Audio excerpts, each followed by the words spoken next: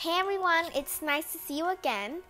So today's Who Is Was. Yes, I just forgot. And before the story, we can talk about some more things. Now we have eyes, mouth, ears, and hands. But sometimes we're lazy, Sometimes I'm lazy to do my homework, schoolwork. Sometimes I'm lazy to read a text in a book, Every time you do schoolwork, you sometimes add a bit text. I'm tired because my eyes are tired. And sometimes I'm, tired when I do house chores. But it's just do house chores for only me. But in the past, a lot of people, they are more poor than us. They didn't have eyes and nose and mouth and they cannot smell. And now we all have everything we need, like hands and eyes. We could see we have sight. But this girl I'm about to tell you, this woman actually, she died already, cannot even look or hear or say a word. She's Helen Keller, so she's blind deaf. Deaf.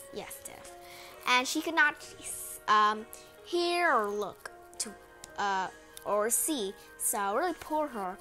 We should appreciate what we have now and live happily. So, but she's really good though. At the end, she could read and speak and number one. But we will read to know more about her because a lot of you don't know, and her name's Helen Keller. Let's start with the story. Let me turn the music a bit smaller.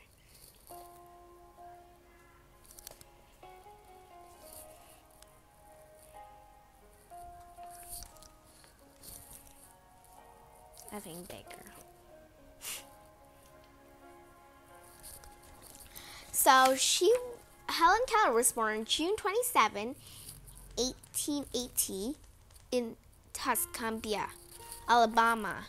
Her father, Arthur Keller, had fought in the Civil War for the South. After the war, he went home to his farm after his first wife died, and he married a woman named Kate Adams. His two sons from his first marriage and his young wife called Arthur Keller call him Captain.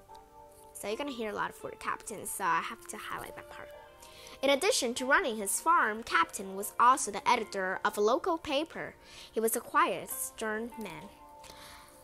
Well, Helen was smart. She spoke early. Her first words were said to be T and wah for water. That's so cute.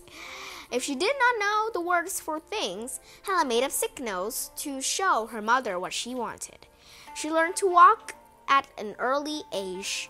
Soon, Helen was racing around the house. So here's Helen. Really cute.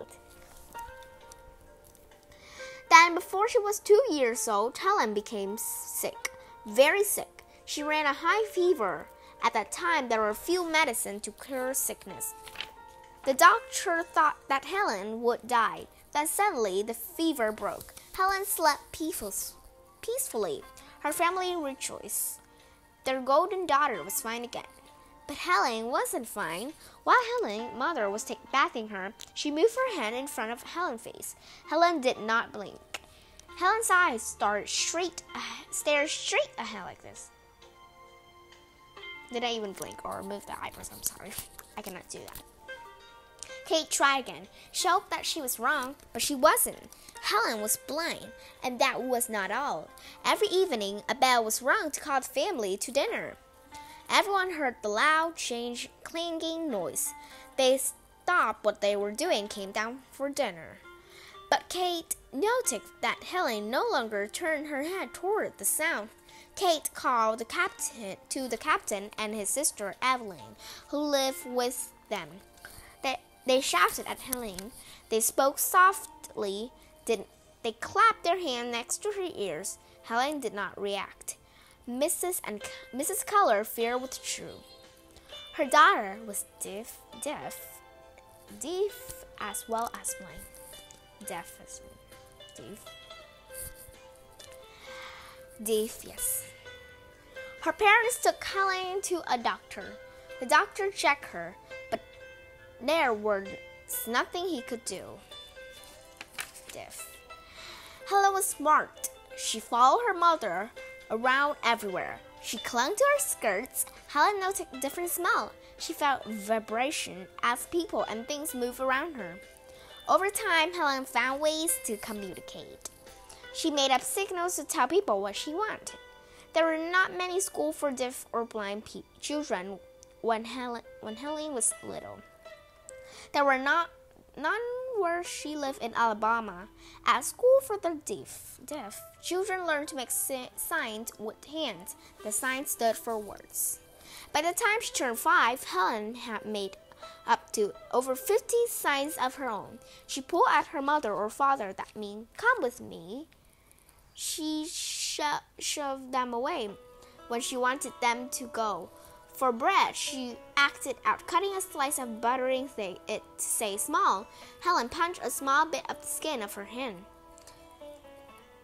Helen's so for big, she spread her finger wide and brought them together. Helen also had signs for everyone in her family. For Captain or father, Helen made glasses, and for her mother, she pulled her hair into a knot at the back of her head. Helen had a terrible temper. When Helen did not get her way, she threw a tantrum. Helen learned to do simple chores. She folded the clean clothes. She knew which clothes were hers. She also learned that when her mother put on her coat, she was going out. Helen tugged at her coat to go too. But for Helen, everyday mishap could turn to dangerous accident. Once Helen spilled some water on her apron. She wanted to dry, so she held her apron near the fireplace. She did not know how close she was to the fire. Her apron burst into flames. Quickly, her nurse used a blanket to put out the fire. It burned only Helen's fingers slightly and stained her hair. Helen had been very lucky. I have water. I forgot.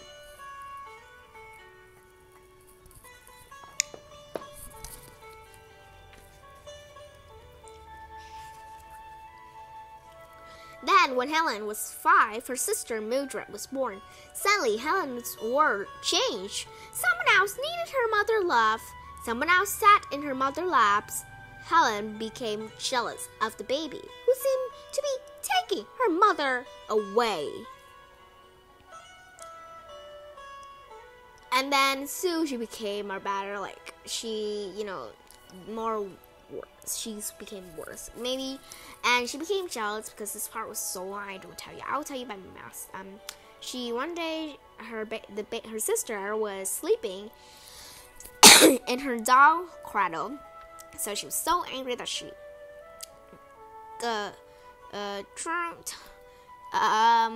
pushed over the cradle, and then Mildred tumbled out, and then all the family rushed because Mildred saved Mildred's life.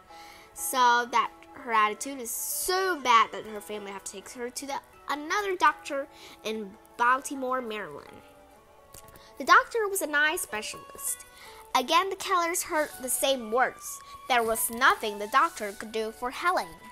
But the doctor did tell Captain Keller about Alexander Graham Bell, who lived nearby Washington, D.C. Bell, who had invented the telephone in 1876, was also a former teacher of deaf. Perhaps Bell might know someone to help Helen. For the first time in a very long while, the Kellers felt a little bit of hope. Well, if time I would read you Alexander Graham Bell. I also have that book and I finished it, so maybe I'll tell you because it's really interesting to about how he made the phone for us to use now and how. Yeah, I already tell you Thomas Alva Edison. I was supposed to tell you Alexander first, but it didn't premiere before Alexander Graham. I'm sorry. Thomas Alva Edison. They both have 3 names. Except for the iPhone maker, Steve Jobs, he don't have 3 names, just 2 in my remembered. Okay, let's go back with our story. Accompanied by the captain and her Aunt Evelyn, Helen went to see Dr. Bell. Her mother carefully curled Helen's hair before she left. Helen looked like an angel. She was about 6 years old now. I think she's a bit old in the picture that they draw her. See? So old. Her face like...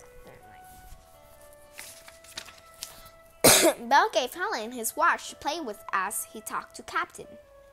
He told the Captain to write to the Perkins Institution for the Blind in Boston, Massachusetts. That's later called Perkins School, so the name was Perkins Institution. Oops.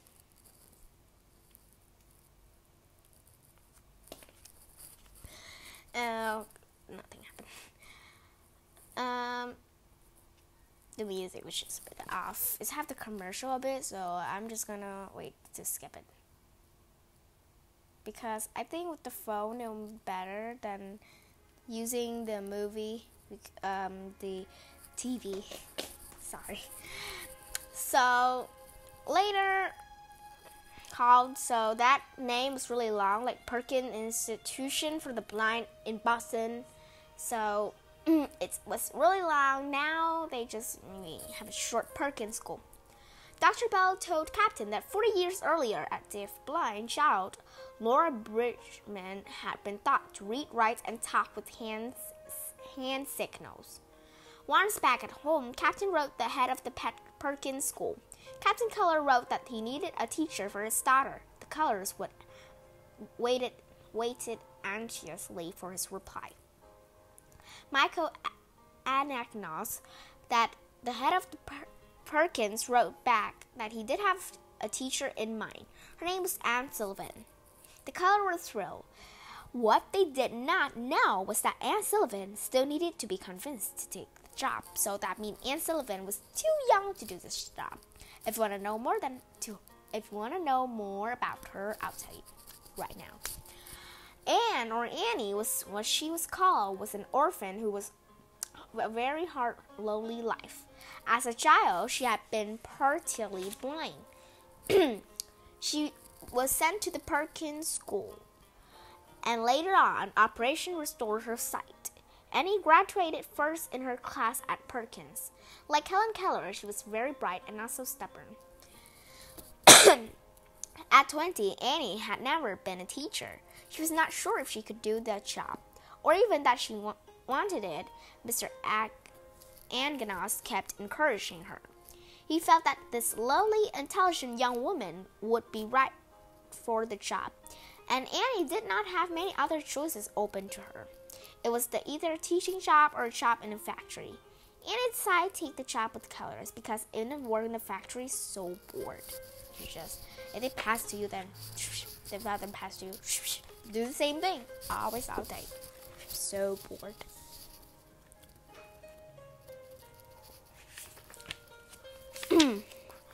It was March 3, 1887. Helen did not know this was to be the most important day of her life.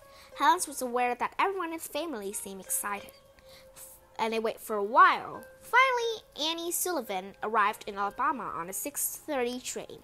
Miss Keller greeted her in a soft voice.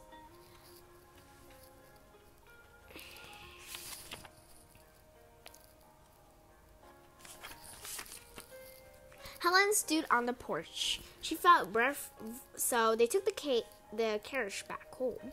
And Helen stayed on the porch because she did not go with them. And then Anne Sullivan stretched out her arms for. Wait a minute. Helen was waiting for a stranger who for a mother stretched out her arms to hug her. But instead, a stranger walked into her arms and held her. Helen didn't like the stranger. She refused to let Annie kiss her.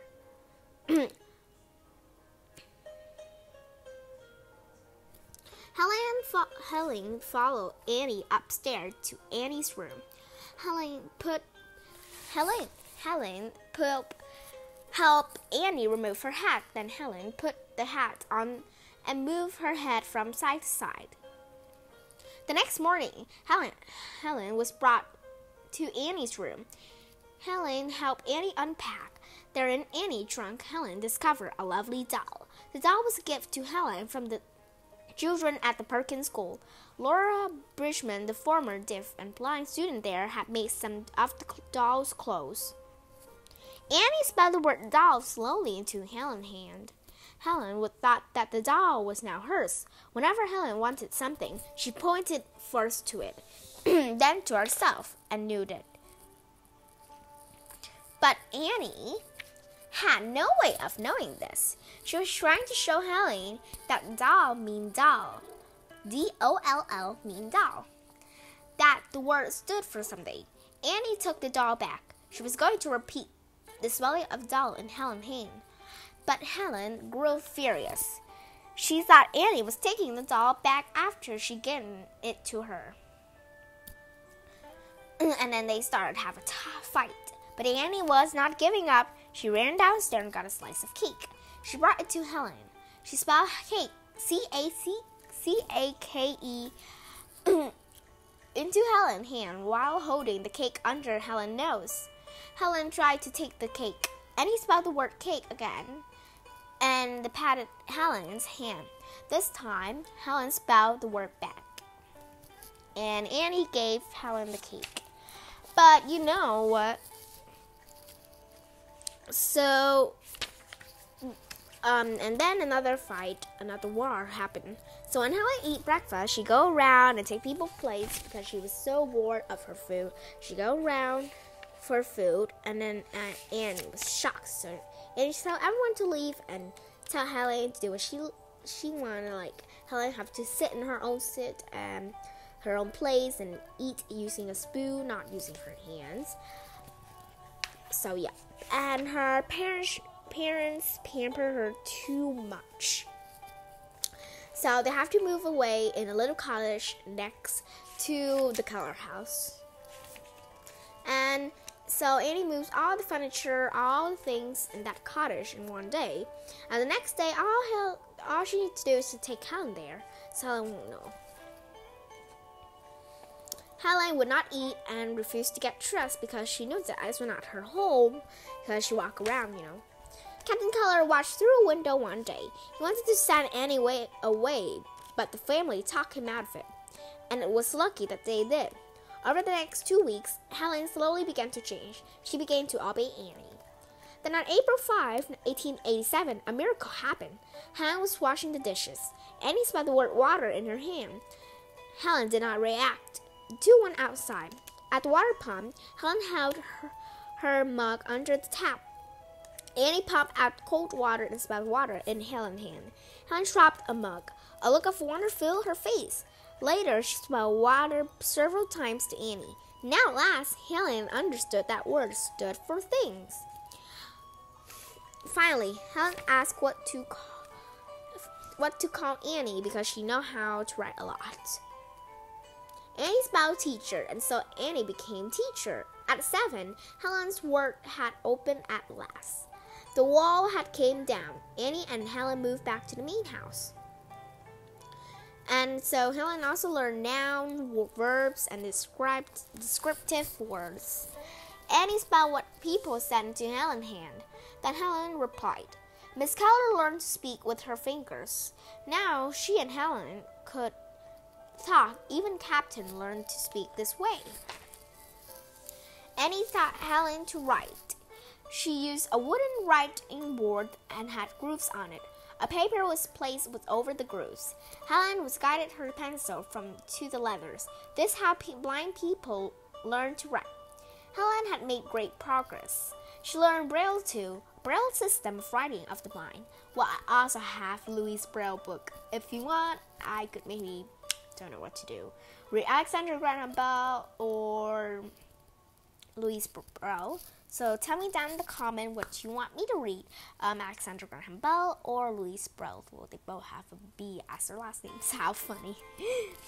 Okay, let's start back with her story. Helen now liked playing with her little sister, Mildred. Mr. Anagnos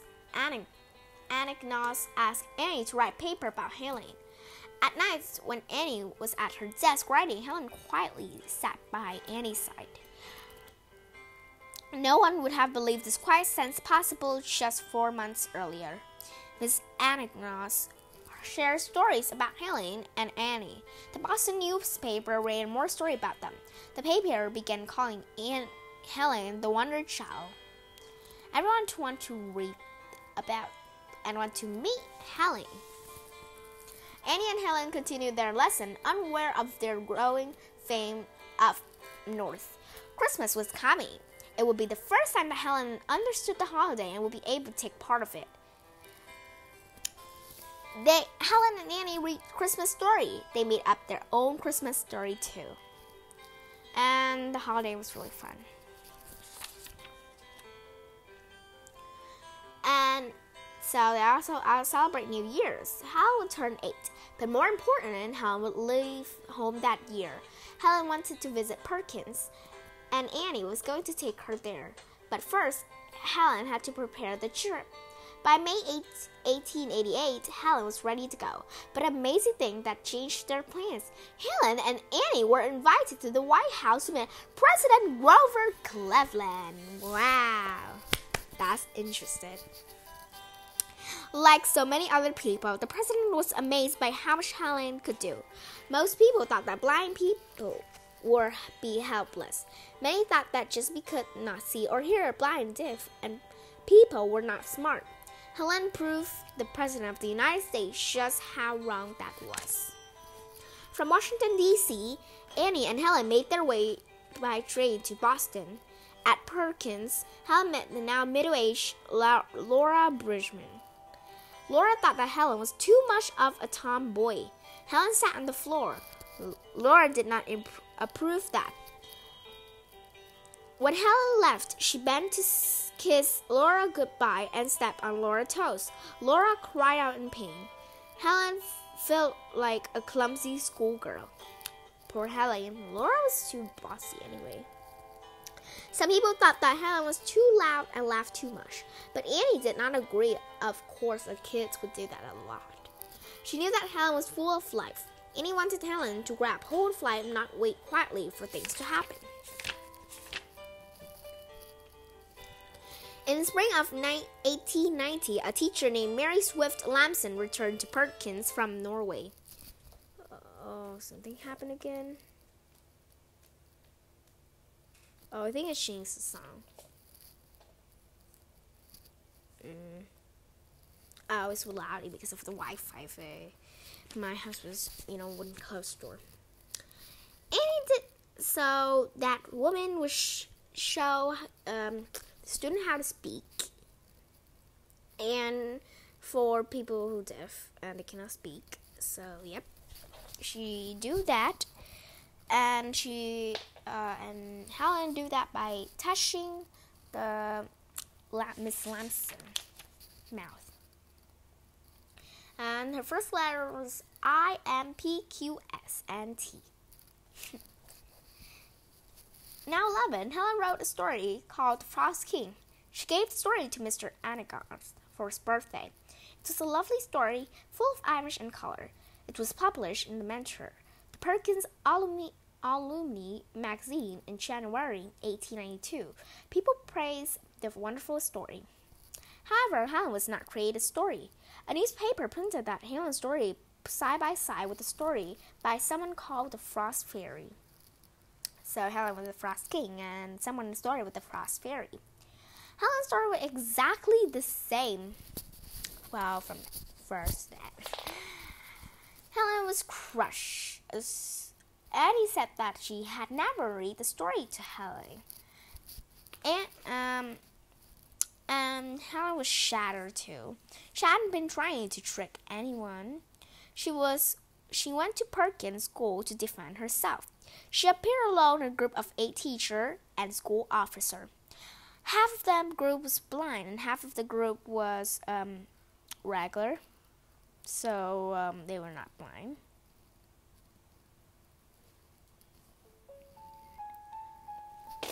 And Helen had to stand in that hot room, and they would keep yelling and asking her, "Who read you that story?" In the end, most of the group believed Helen. Mr. Ananas thought that had been a horrible mistake, but he felt he could no longer trust Helen or Annie. Their friendship with Mr. Ananas ended. Helen's time at Perkins was over. Even worse, Helen was never again sure of her writing. Poor her. Helen and Annie returned to Alabama. Helen was ill of that summer. She no longer woke up hungry to learn. Helen retreated into herself. Annie learned about a new school for deaf children. 2 men, Dr. Thomas Humason and John Wright, started school in 1894 in New York City, and so perfect for Helen because, she'd never been to a modern city. And New York, that's it. Helen's father had fallen on hard time. There was no money to spare. Fortunately, Helen had met many rich people such as Dr. Bell, John D. Rockefeller, and John Spaulding. Spaulding offered to pay for Helen's schooling, so Annie and Helen left for New York. Helen studied arithmetic, still her least favorite subject, English literature, which she loved, American history, French, and German. She also studied lip reading and speech.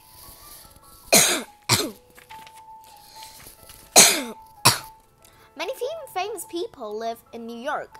At a party, Helen met Mark Twain. Wow, how lucky! Twain had written The Adventure of Huckleberry Finn and Tom Sawyer. Twain watched Helen read lips. They talked together at the party. When Helen left, she put violets in the buttonhole. The two became long life friends. So this video is a bit too long. I don't know why too much, but let's just skip some of the part. So Helen went to Radcliffe School. It's college. It was a sister of Harvard University, and it was really good. I'm gonna just skip this.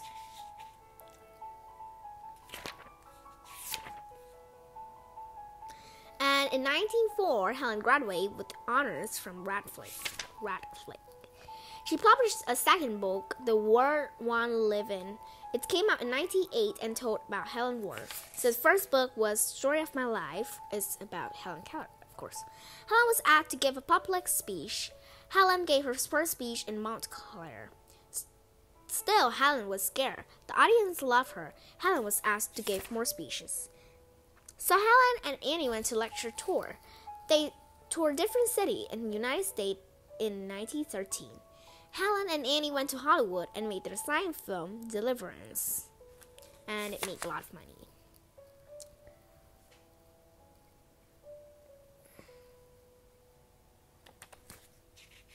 And New York vaudeville against met with Helen and Annie. That against discussed whether the two women might do a 20-minute act about Helen and her teacher. The first performance was on February 24, 1920 at the Palace Theater of New York City. Annie spelled the word water and Helen realized what it meant. They earned up to $2,500 per week. So rich.